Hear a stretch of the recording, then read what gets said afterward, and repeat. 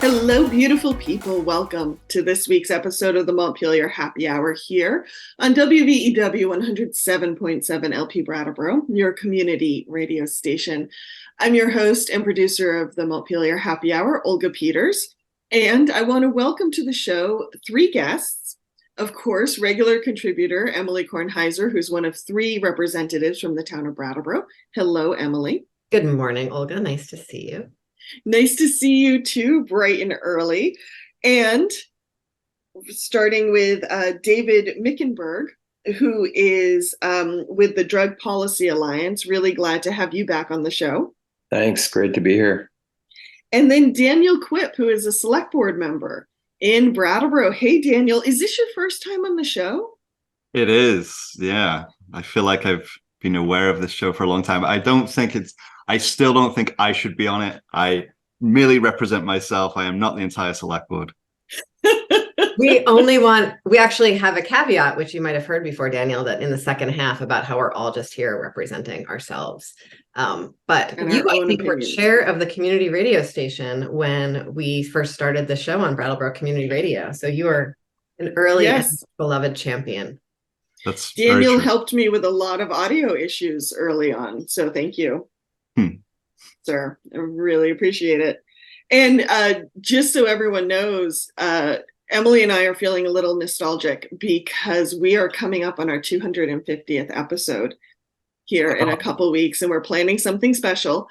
But yes, so thinking of the early days at WVEW is giving me warm fuzzies at the moment. Congrats. Thank you. But yeah, we went to the Brattleboro Community Television Award ceremony a few days ago. Yes, recently. This week, we went to that together, Olga and I. Yes. And we saw Cor being celebrated for her many years of service as she leaves Brattleboro Community Television, and that was incredible. We also saw that clips from all of the other shows and production projects at Brattleboro Community Television and realized we really need to work on our sets a little bit. And we'll be thinking about that when we move into our 251st episode. Definitely. And some of our sound, our sound quality needs to be worked on a little bit too. But that is actually not why we're here today. No. We are here today to talk about substance use disorder and some of the approaches that are being used in Vermont, and to talk about community impacts, and are we using approaches that are actually helping, or are they creating more barriers perhaps? And I would like to start with, I think substance use disorder is something that people have a reaction to because they each kind of stand in their own place and view it from whatever their lived experience is. Or I was sharing before the show, I was talking to a friend last night in preparation for this show, and while I was looking at policy, she was just like, I just want there to stop being needles on the ground. Like, I just want people to pick up after themselves. And that kind of strong reaction, I think, is what a lot of people bring to this conversation, for better or for worse. And so I'm curious, I'd love to hear from each of you when you look out at the landscape of Vermont, and either through your lived experience or through policy or however you view it, what does our approach to substance use disorder look like, or how does it show up in your lives? Shall we, Daniel, would you mind starting with you, and we can work from like the ground up? We can work from the least knowledgeable and expert to most. So let's see.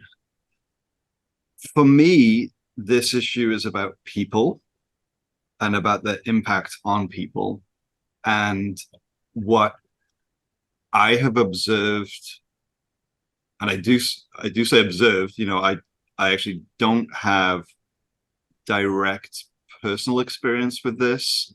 And as a local select board member, it's an issue that shows up in ways that are really beyond the scope of the kind of things that we make decisions about typically. But what I've observed through my kind of time here, but also in other towns and cities, is the way in which our current kind of drug policies don't really help people. You know, I've seen the impact of like active addiction on people's family members, brothers, sisters, parents, children. And I've seen people struggle with that. And, you know, I have some personal experience about addiction and recovery myself, not from, you know, heroin or anything like that. It's from alcohol. And, you know, I feel like these days people don't really talk about alcohol and alcoholism in any kind of, I actually never hear about it. I used to go to AA meetings. I needed to go to AA meetings and they were helpful. And when I was in those rooms, and bearing in mind that the second A stands for anonymous, so I'm not going to talk about any, you know, specifics. But I've definitely heard people being in those rooms because they needed support around their drug addiction. And there was always a kind of a caveat, well, alcohol's a drug, you know, you're all welcome here. And, you know, so for me, it's about how people are harmed, how people are kind of pushed to the sidelines, how people are stigmatized, and that what we currently have is not working. You know, from my select board position, you know, I mostly hear about it from like a law enforcement end, or from a kind of like, in my neighborhood, there is a house where there's a lot of drug trafficking occurring, and that is causing our quality of life to be greatly diminished. That is true. And, you know, yeah, I think about the harm caused to people, and I would like to see that be reduced. Thank you, Daniel. Emily, how about you? Lately, I don't know if it's the weather or the conversations I'm having, but I just feel really overwhelmed by sort of the accident of circumstances that have kept me from having my life destroyed or severely impacted by drug addiction. I was visiting Turning Point a few weeks ago and talking to the director there, and just sort of remembering my own period of like really active and deep curiosity with substances, and some pretty unsafe behaviors, unsafe towards my own life. I don't think it was actually unsafe towards other people at that point. And how, like, you know, in my suburban childhood, I went looking for heroin. I thought it was like, you know, I was reading a lot of William Burroughs, and I just couldn't find any.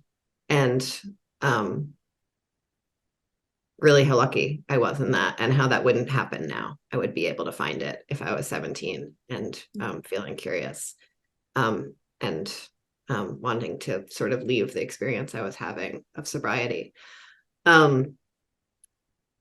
And I have a friend who I actually grew up with in that sort of suburban experience, who also moved to Brattleboro to go to college around the same time, who sort of did find heroin in those suburban years, and really stayed quite safely in terms of impacts on, like, really strong impacts on other people through a lot of his life. You know, continued using opioids for decades.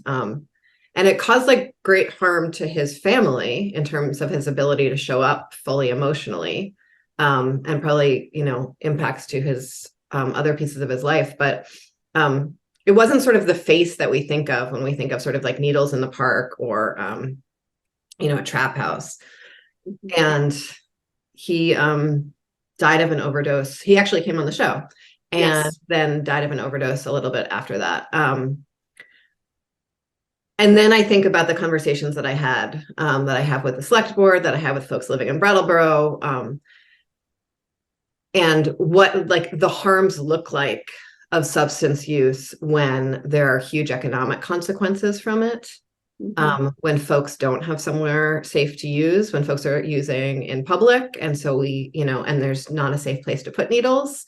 So we see needles on the ground when there isn't someone available, like in the case of my friend David. And he, when he overdosed, when people aren't aware of when people aren't aware of what's in the drugs that they're using. And so there are unintended consequences to that. And when people don't have sort of the support they need when it gets to be too much. And so I'm just very aware lately of both like the luck of my own circumstances and privilege, and how so many of the harms that we are all grappling with sort of across Vermont, both in terms of like loved ones lost and unsafe playgrounds, how all of that is really linked to sort of the economic and law enforcement impacts and of unsafe supply.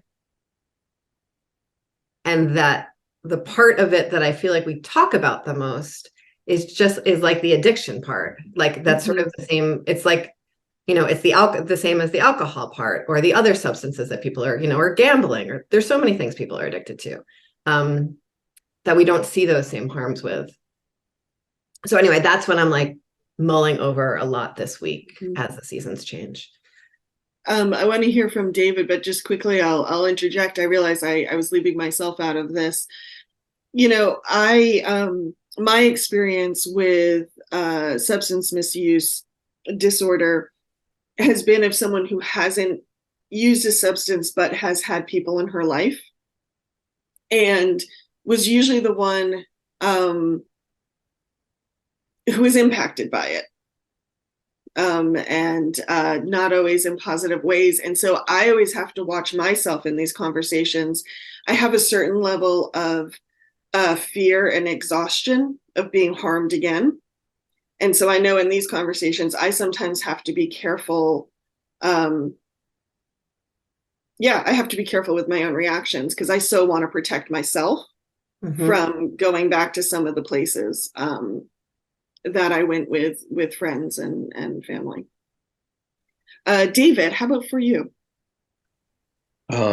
Lots of ideas, lots of thoughts. This is a great conversation. Thanks. I think it's funny because, we're looking, there's global issues and tragic loss of life everywhere. We're seeing mobilization around that. And one of the things I've been thinking about lately is that in the United States, we have 100,000 people dying a year of avoidable deaths. 100,000 people. In Vermont, we have the highest rate that we've had in a long time. 266 people died from avoidable overdose deaths, a 43% increase from the two-year period previously. We have a crisis, a healthcare crisis that is happening everywhere. And the sad thing about it is that it feels like because of fear, because of these quality of life issues, that we are returning to policies or attempting to return to policies or having conversations about policies that have just failed.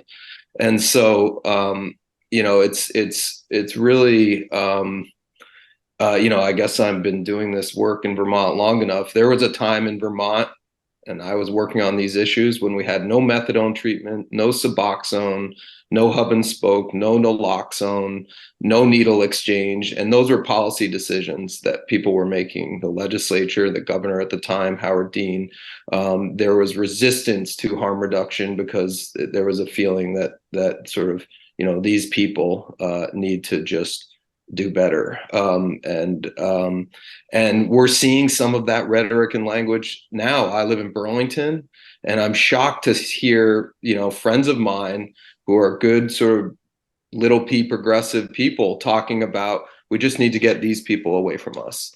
And the thing is that if there was any evidence that supported that getting these people away from us somehow would be effective for their own safety and our safety, that's a conversation to have. There's just no evidence of that.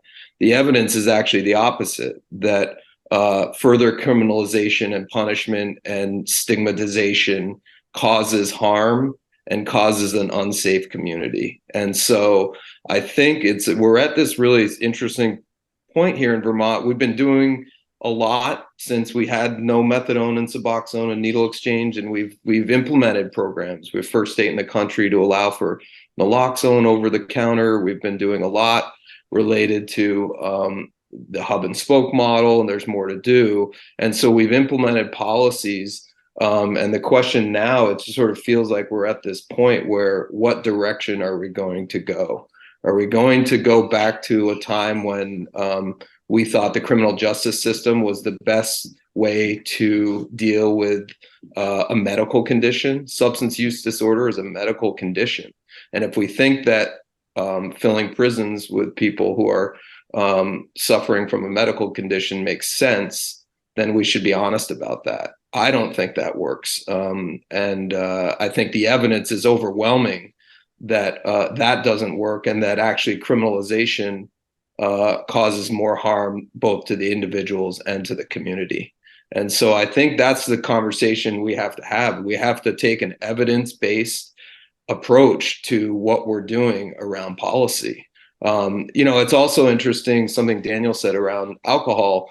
There was a report that came out last year saying that there was a 36% increase in Vermont for alcohol-related deaths. Alcohol and tobacco are two probably the most deadly drugs that we consume in our state and in the country. Yet we are not having the same conversation about those people getting away from it. Like, we're not having the conversation saying we should be closing bars down because those people, when you consume alcohol, leads to bad things, whether it's violence or sexual assault or anything, all of the data that shows alcohol related problems. So I think we need to broaden the conversation to talk about, those people. It's all of us. We all consume substances of some sort, in the broadest definition, from coffee to meth, and they have impacts on our bodies. And once we can accept that that substances play a role in humans' lives, I think we can then have an honest conversation about how to deal with the potential for problematic issues that occur with that use. So I'll pause there. Thank you. And go ahead, Emily. Is that okay? No, go ahead. So, thinking about all that we have done already, and that we used to be sort of, I've been thinking a lot about the Rolling Stone cover, and Shumlin administration's courage in talking about this, and sort of revealing our cards and our struggles, and then really making plans to do something about it. And how it's not enough anymore, right? That, like, we did some really great stuff and the world has changed around us. And so in talking to someone local in my community who has been working on these issues for a really long time, in a medical capacity, he was saying that he really thinks that he's seen a decrease, that, like, we're actually on the other side of a wave. But what's happened is, on the other side of, like, in terms of new people sort of coming into really intense use. But on the other side of that wave, what we've seen is a hub and spoke model that doesn't work the same way it used to, because a lot of the services have been privatized and are not collaborating with each other at the community level, are much less accessible because of that. And because the drug supply is so different, with a much shorter high, that causes, a need to go out and find more often, and much less safe.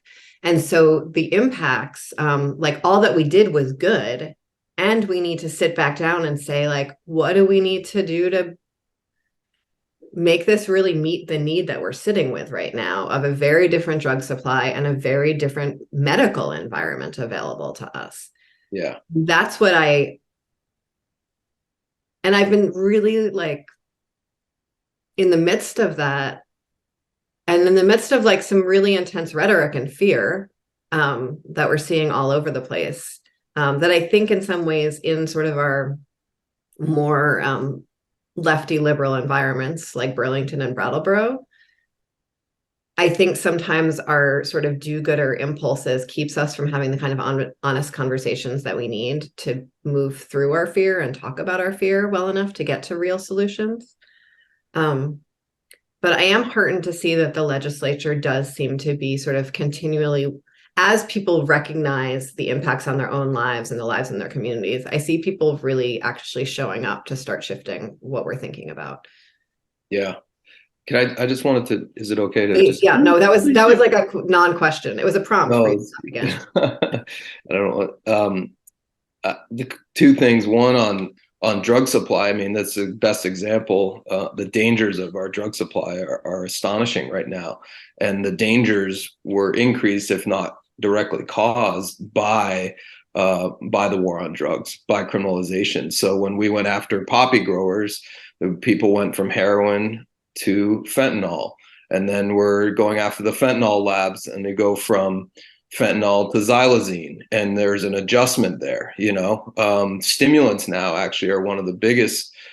Folks are shifting to smoking stimulants. Meth and crack and other have resurfaced. So if we want to have these conversations about the harms, we should look at where those harms are coming from. One thing that I think hopefully we can all coalesce around are policies that have, positive impacts both on the sort of concerns of the community, and don't get me wrong, needles in public and people consuming in public, there's dangers associated with that. The dangers to the individuals consuming in an unsupervised environment probably is the highest danger. And so for those 266 people that were lost in Vermont, I mean, they are facing the most danger out of anyone in the community. So hopefully we can coalesce around some policies like overdose prevention centers where, that can address some of the concerns around having needles in the community, having people consuming unsupervised.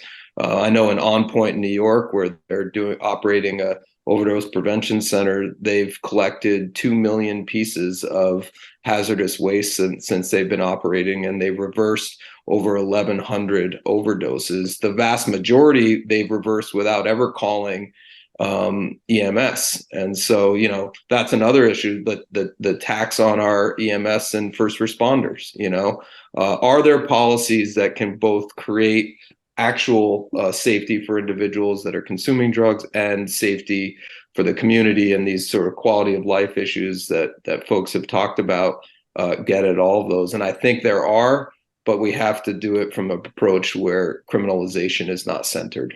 So. Mm-hmm. I know you need to leave soon, David. So we have just a few minutes before that needs to happen. So I want to make sure we focus on, you've mentioned a few things that other communities are doing, but where would you like to see Vermont start? Are there specific policies that you'd like to see implement, or you feel should be implemented, or other policies that should be done away with that we're working with now? Yeah. Thanks for the question. Well, we've started last year. We passed and implemented a drug checking bill, which would allow legislation, which would allow people to come and get drugs checked to make sure that there weren't deadly doses of fentanyl or other things in the drug. That's a start. This year, we're going to be having a conversation, I think, a robust one. It's already on the verge of, I think, getting through the House around overdose prevention centers and what that looks like. I think we're hopeful that that's something that can make it through and communities can start utilizing those to address a lot of the things that we've spoken about. But I think overall, the end goal that maybe for a safer community is to do what countries around the world, and actually what the UN has recently called on, is to look toward the decriminalization of drugs, the destigmatization of people that use drugs. Portugal has done that to great success. Oregon, I almost am loath to talk about Oregon, but I'm actually not, because I just came back from a conference armed with lots of good information about what's happening in Oregon. We see all these stories about, they decriminalize and overnight the entire society collapsed. And it's like, no, our society is collapsing in these ways. People lacking housing, people lacking work, people lacking, supports in their lives. That's happening in Oregon. And it's happening everywhere. It's happening here. It's happening in places that have, very criminalized, focused drug policies, and less so. So, but what is happening in Oregon now, as a result of Measure 110, is there's an infusion of $300 million a year in cannabis money that's working on helping people get housing, helping people get job support, helping people find treatment. They are working on the issues from an honest perspective. And I think if you look to places like Portugal, where in 2001 they decriminalized all drugs, and they have seen a massive impact in terms of reduction of harms associated with drugs. And we're seeing that all over the world. Spain, Germany, Italy, folks are taking an approach which looks at the evidence and says that at the end of the day, criminalization causes more harm. So I think ultimately that's the conversation we need to have, with these really positive incremental steps towards that. David, how does safe supply fit into that? So I think when people imagine decriminalization, they imagine drug dealers driving around, taking over the city, right? And sort of all of the sense of danger that's looped into that. And I think about some really incredible prescribers in our community who are willing to sit down with folks who are using and saying okay, what is the dose of buprenorphine or methadone that you need? And how do you need to balance that with maybe some cannabis to make sure that you are able to moderate yourself throughout your day?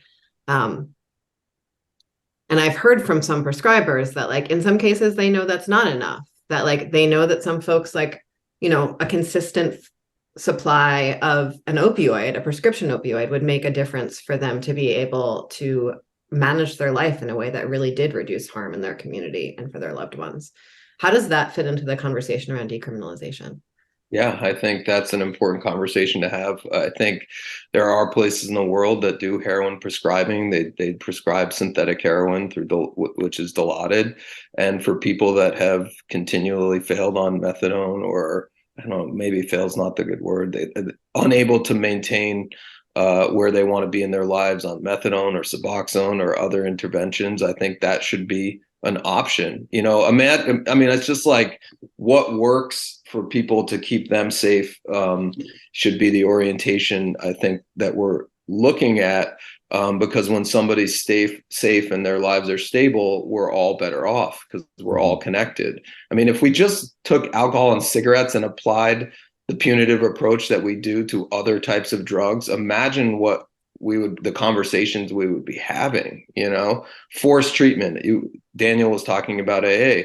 Imagine everyone who had problematic alcohol use was forced to go into a drug treatment program, an alcohol treatment program would that work? No, we've shown that absolutely doesn't work. But the safe supply issue is a big one. And I think it's really important conversation to have, and we should be having conversations about whether heroin maintenance or dilaudid maintenance or medical maintenance makes sense for people that methadone and Suboxone doesn't work for.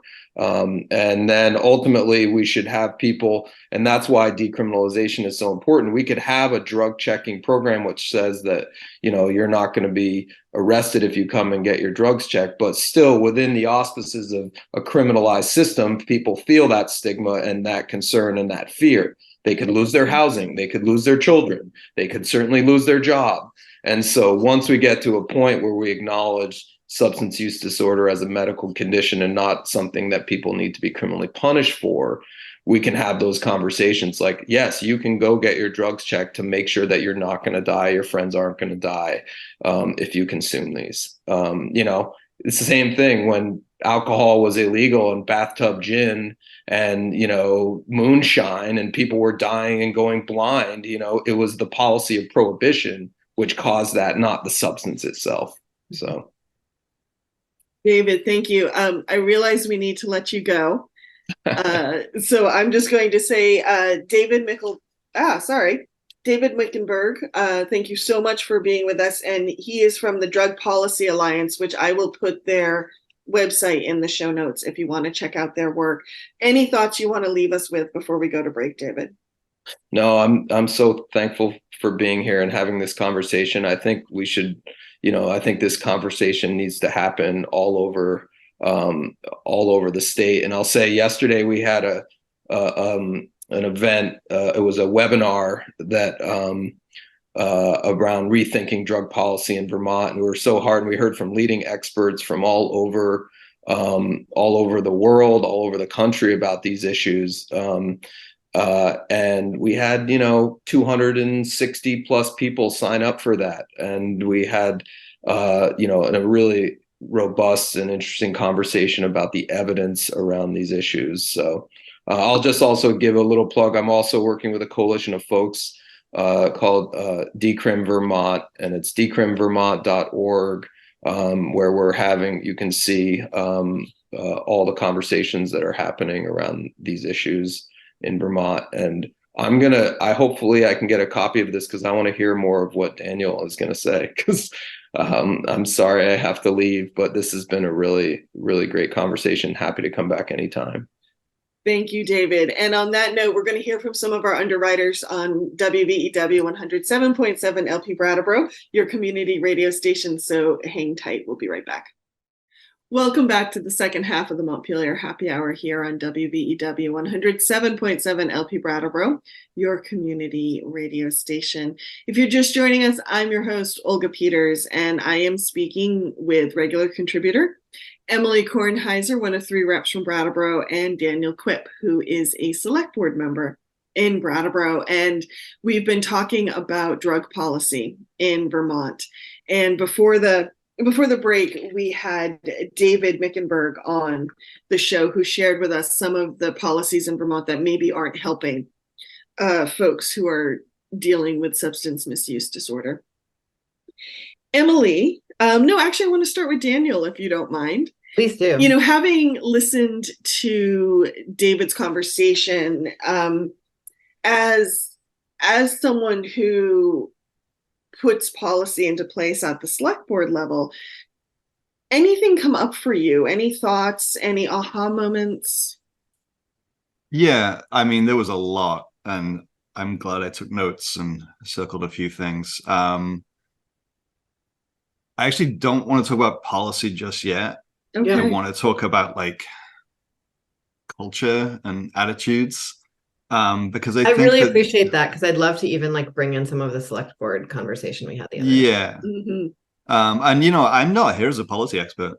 Yeah. I'm not an expert in any of this. I am simply a person that is concerned and wants to do better. I would add to that, you're someone who has shown up. Yeah. Which means you've shown up at the conversation and you've shown up at the policy table. And I think that's something that deserves acknowledgement too. Yeah. Okay. Thank you. So one of the things that David said was this phrase, these people or those people. And that is a huge piece of it as far as I'm concerned. Mm-hmm. There is a othering that occurs and I see it in Brattleboro play out in a kind of discomfort around people who look, I don't know, unkempt. They are exhibiting signs maybe of addiction. We actually don't know anything about those people's lives. And we live in such a small place. And with some kind of curiosity, we could know. Not everybody needs to know, frankly, but like, we could be doing a better job at being curious about what's actually going on with people. And instead of pushing them away to our edges, which is really what that is all I hear from people, get it out of my way, get them out of the way, or a kind of magical thinking of, well, maybe they'll all just go away, right? And one of the ways that people will go away is they will die, because we didn't care enough for them. But they will be replaced by somebody else. And that somebody may well be your child, your cousin, your friend. And all of these people, right? These people in our town and in our state, right? Because what David's talking about in Billings, it's the same here. Mm-hmm. And it's the same in Rutland and the same in Bennington. It's, there's nothing special about any of these places. It's the same problem. We need to stop saying these people and understand that these people are our neighbors. Mm-hmm. And they are, I think it goes back to that sort of cheesy, somebody's mother, somebody's, son kind of thing.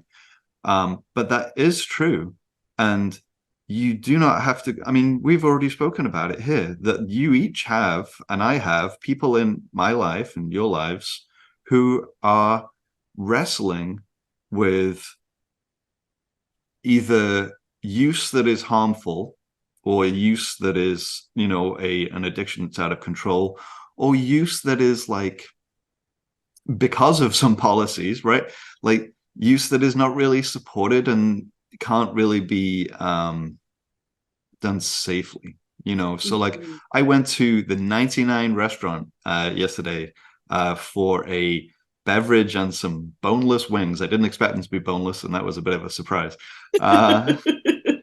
With a friend, because that's where socializing occurs, and everybody was well supported and safe in imbibing substances that contain alcohol. And I had a Diet Pepsi. It was not very exciting. But what's my point? My point is that we already have, this is maybe a little glib, but we already have safe use sites for things like alcohol. Mm-hmm. And we have regulated supplies, that's true of tobacco as well. And, the way that the cannabis industry is sort of, unfolding in Vermont is kind of interesting. And so, David talked about the difference between how we treat people who are using illegal drugs and how we treat people that are using legal drugs. And those are policy decisions, and they're not policy decisions really that I feel like the Brattleboro Selectboard has much of a role in. They might be state level decisions, but David was even talking about some federal policy that, okay, so you go after the poppy growers, right? And then we move to synthetics, and then you go after this kind of synthetic, and so things shift. I was having a conversation with the person that runs the drug checking pilot program at the AIDS Project of Southern Vermont the other week. And the way in which he spoke about how, the chemical composition of things gets altered just enough, right, to stay ahead of what is possible from the regulatory point of view, right? We are being impacted by policy decisions that are made far away from us, and we don't get the opportunity to unravel those policy decisions, even with our one congressperson and two senators. Mm-hmm. So I don't know. That these people thing is a huge piece of it for me. Mm-hmm. I love that Emily before the break brought up the Rolling Stone cover, which I think many of us in Vermont may remember, of the person with the maple sugar bucket. And I think the IV, or they were shooting up. And going back to what you were talking about with culture and those people, I thought that cover was always so powerful, because what it was really commenting on was, oh, but this is nice, picturesque postcard Vermont. Emily, we've talked about this before. Pretty things, such bad things don't happen in pretty places. And that sense of, if we don't see it, it's not there, or it can't happen here, it can't happen now, it can't happen to us, kind of thing. And the pushing people away, trying to push things back in the shadows or out of sight. So we have the pretty postcard again, and how that just doesn't work. And so I just think that's such a great visual representation of everything you were just saying, Daniel. And our own, I'll add to that, and our own expectations of what a community should be, quote unquote. I haven't cried on the happy hour in a little while. And so thank you, Daniel, for that. For really just like anchoring us back in who we are and what we're doing here, and who we love. A whole generation of kids in our town have experienced just like massive losses of loved ones and peers. And, my generation has experienced a massive loss of children, and nieces and nephews. And I've certainly had folks in my life with significant challenges with alcohol who are not in my life anymore, because I just couldn't handle the impacts. But they're still alive, and still in community. And this, I think you said it, we were at a select board meeting together on Tuesday night, where I think you really brought these issues into stark relief in a way that you just did for us now. And I really appreciated it. You mentioned there this phrase that's sort of gained some currency, and I think is really at the core of this, which is, the opposite of addiction is connection, right? And what it takes for us to really move past, like, what does it take for us to move past our biases and connect with each other and see each other as human and deserving of the same care. And I think one way that happens is we're individually impacted in a devastating way. And I would rather that not be what it will take for each of us to move into connection and community. I would rather it be something softer, like a meaningful conversation, or, reading a book, or just, being able to take the time to think about what we are really afraid of, and examine those stories, and really get to these, I think what we try to do here on the happy hour is dive into the sort of the story behind the problems, the stories behind the policy, and see what are real policy solutions that make a difference, rather than policy solutions that are responding to our core instincts. Because I think sometimes I know I can't trust my own instincts when they're being driven by fear. And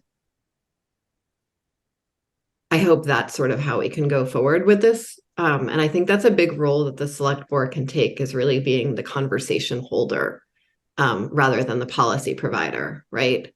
And I don't think, we've had other conversations here on the happy hour about how hard it is to have a conversation with Robert's Rules of Order. So I don't think those conversations necessarily happen at select board meetings. I think they happen when community leaders say, we need to talk about this with each other.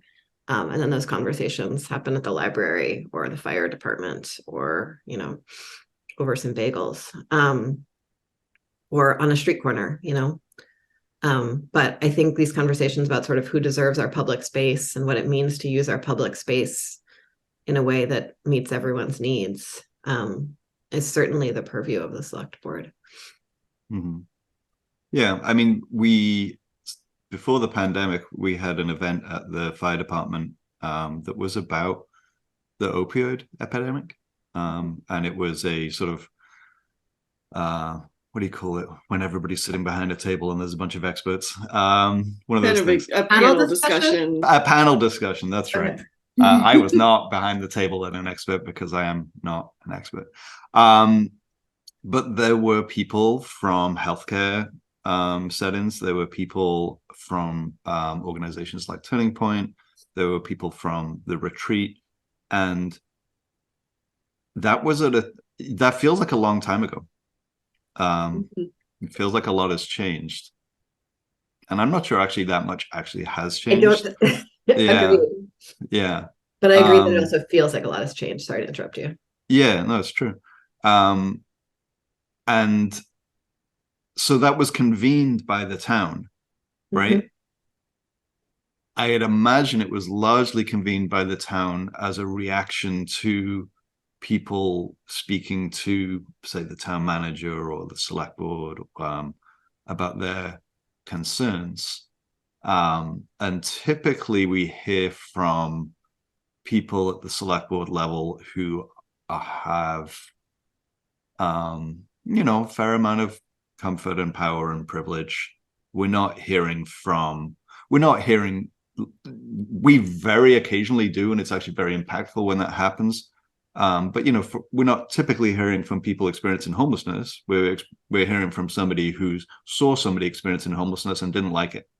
And they didn't like it because it was like messing up the place. They didn't, they weren't upset that this person doesn't have a home. And that's kind of like the way in which we hear about drug-related stuff as well. We're not hearing from, drug users saying, I need something from the town. We're typically hearing about like the way that folks are impacted. And that is a moment where I need to kind of like take a bit of a breath and examine my own biases and reactions to things. And that's, I am one person on a 5-person board. Mm-hmm. And,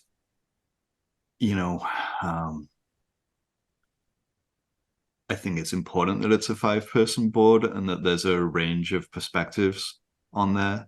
And I also think it's important that each of us shows up in a way that is very honest. And, we all took an oath to really kind of do right and equal justice by all the folks in the town. And also there are some of us that have constituencies that feel more, that you're more connected with. Mm-hmm. And my work as, my actual day-to-day job is working at SEVCA, Southeastern Vermont Community Action, which is the designated anti-poverty agency for Wyndham and Windsor County. And I didn't just fall into that work because something random happened. Like, I care about economic injustice. I care about making sure that the folks in our community who have the least are really being heard and supported. But that's not who comes to public participation at a select board meeting. Mm-hmm. And so it's hard to think of what the mechanisms are for actually, I talked earlier about having curiosity about folks in our community around drug use. And like, we're going to hear from the people that are impacted in a way where they are, say, like, upset about finding needles in a public park, right? We're going to hear from those people, and we need to hear from them, and we need to listen to them, and that, what they have to say is real and important and needs action, and usually does get action. We have a Parks and Rec department that cares about having clean parks, and so, knowing that is important. But we don't typically hear from people on the other end of the spectrum. Mm-hmm. And figuring out ways to do that would be good. Yeah, and I also don't want people to need to sell their humanity to other people in order to get their needs met, right? Mm-hmm. And so I want robust public participation from everyone in our community. I want folks without economic privilege or social privilege to feel like they have a right to participate, and they'll be listened to. And I don't, you know,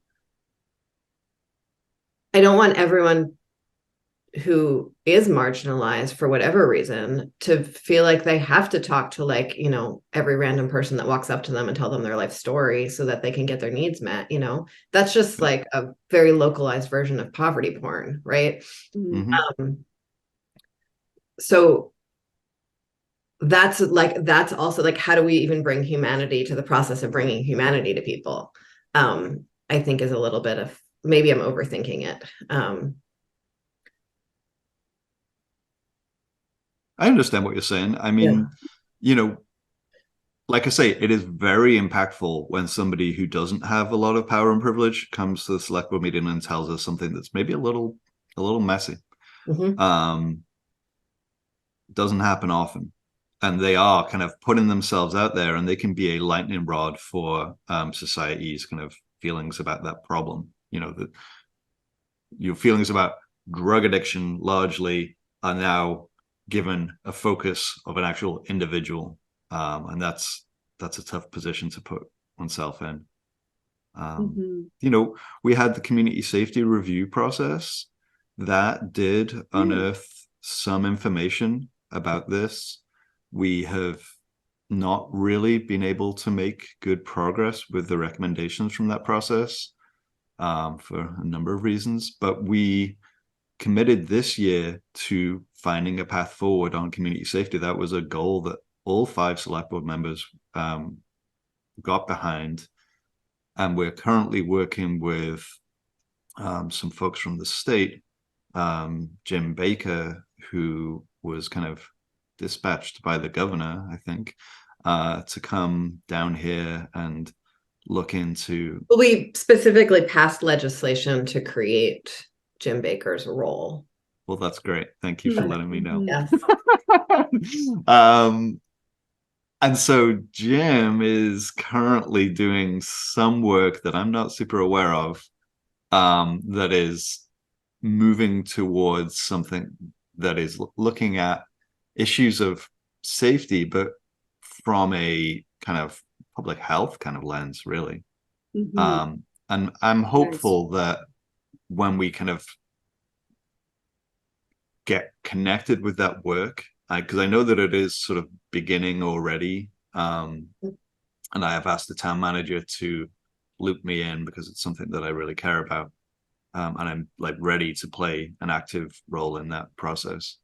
But I hope that we can kind of find ways to start having conversations that don't rely on an impacted individual coming and unburdening themselves of their entire personal history of tragedy, you know.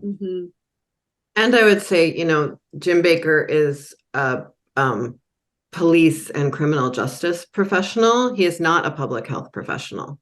And I think the folks who led the community safety review process are community health professionals and participation professionals. And so I hope we can really weave together those conversations in a way. That's what I hope too. We all do, right? We all do our work based on, and we are all living our lives based on the history and the experiences that we've had. And that's what we have in common, that we're all sort of like constantly evolving and shaping our lens based on what we've experienced. And so we need lots of people in a conversation in order to make sure we're seeing the big picture. We are just out of time. The conversation always goes really quickly, but I want to leave the last word with Daniel. Having heard this conversation, the next time you go back to the select board, is there anything you would want to bring up or do differently going forward? That's an interesting thing, because the next time I go to the select board meeting, there's an agenda that I didn't set. True. You know, So the question is, how do you put this stuff on an agenda? Or is there a conversation that needs to be happening, with the town manager, and maybe with one other select board member? But I want to come back to something that David said. He's talking about evidence-based approaches, right? Mhm. So like, let us be guided by evidence-based approaches. And he also asked a question, what is happening in Oregon, right? Like, Mhm. I had an impression of what is happening in Oregon from a New York Times article from a couple of months ago. I have a very, rough impression of like what happened in Portugal, and like he talked about Spain and Italy and Germany, and so we need to be curious about like other approaches that have been taken elsewhere, and at least the approach in Oregon and the approach in New York, with the, overdose prevention site, like they are within the same legal system as us. And so as a select board member is not a professional.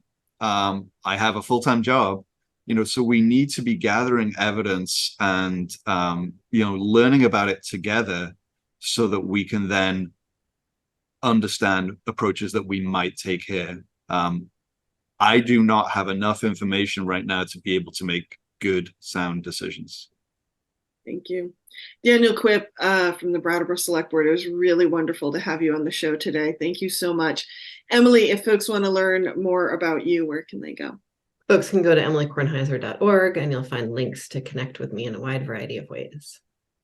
And we want to thank Brattleboro Community Television for helping us get the video version of this podcast up on the airwaves, as well as WVEW 107.7 LP Brattleboro, your community radio station. You can find us there Fridays at 2 or rebroadcast at Wednesdays at 8 a.m. Hey, everyone, have a good weekend. Take care. Thanks, Olga. Thank Thanks. you. Bye, everyone. Thank you.